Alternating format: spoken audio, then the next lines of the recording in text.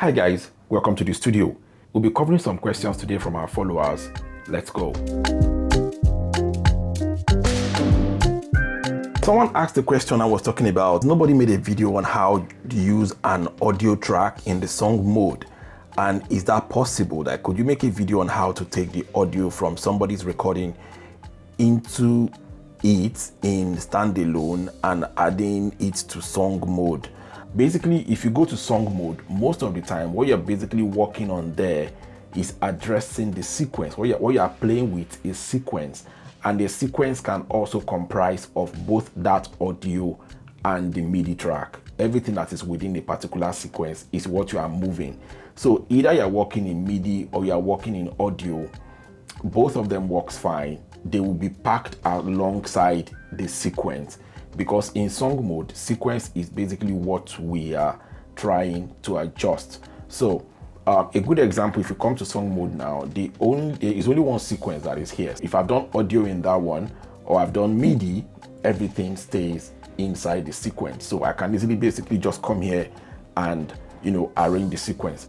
Maybe what you're trying to find out is, what if I have more than one sequence and I still want to bring in audio?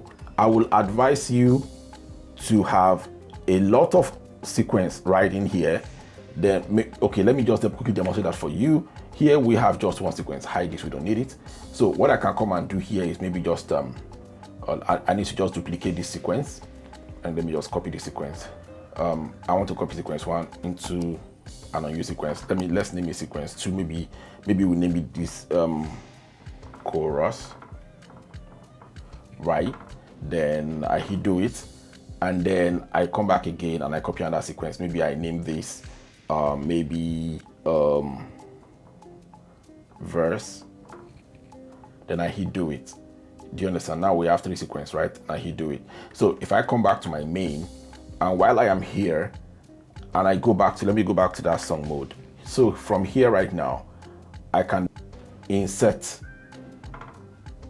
one here, and let's say the first one I want it to be the maybe the sequence 1, right? I want it first to be sequence 1. Then I can come here and make it sequence 1, right?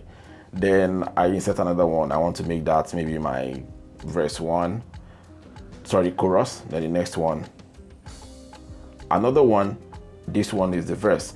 Now the best way to work around here, if you want to bring in audio and you want to arrange your song first, it is preferable for you to arrange your song first, then convert it to a single sequence. Do you understand? Convert it to a single sequence, then you can now go bring your audio into one of the audio track and of that particular sequence. Then it will now be, you will now be able to take vocals that will extend the entire length of the sequence. A good example, right from here now, if I click do it, now if we come back to the main, I will have the fourth sequence, which is from song 1. Now this particular one, see how many bars it's got? 24 bars, while all these other ones, they have just 8 bars, and the combination of the 3 of them makes 24 bars.